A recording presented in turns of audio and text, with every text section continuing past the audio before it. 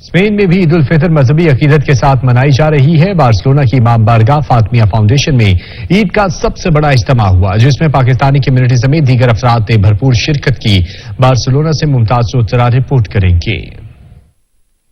امام بارگاہ فاطمیہ foundation Barcelona میں عید الفطر مذہبی جوش و جذبے کے ساتھ مولانا سید زیغم عباس نقوی کی امامت میں ادا کی گئی۔ سید فخر عباس شاہ صدر امامیہ ایسوسی ایشن ادارے فاطمیہ، سید سبتین شاہ، جاوید باشنا اور سید ذیشان رضوی سمیت سینکڑوں اہل ایمان نے عید الفطر کی نماز ادا کی۔ عید کے پرمسرت موقع پر مولانا سید زیغم عباس نقوی کا خطبہ عید پر کہنا تھا کہ تہوار مختلف قوموں کی تہذیب و معاشرت کے عکاس اور ترجمان ہوتے ہیں۔ عید الفطر وہ سعید اور اجر والا دن ہے جب انسان اللہ کی نعمتوں اور تحائف سے مالا مال ہو چکا ہوتا ہے۔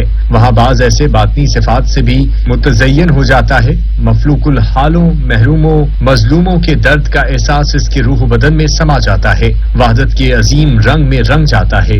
شب قدر کی راتوں میں خدا سے راز و نیاز کی صلاحیت حاصل کر لیتا ہے اور ایسی طاقت حاصل کر لیتا ہے جس سے کوئی شیطانی ہتھ کنڈا اس پر اثر انداز نہیں ہو سکتا۔ فاطمیہ فاؤنڈیشن کی طرف سے تمام دنیا اسلام کے مسلمانوں کو عید مبارک۔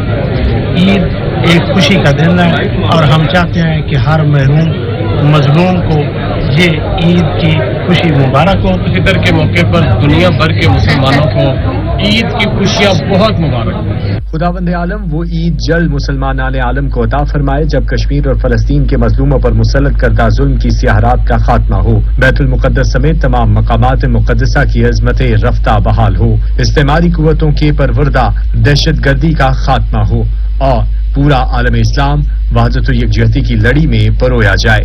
ممتاز منیر سوترا، اسپین۔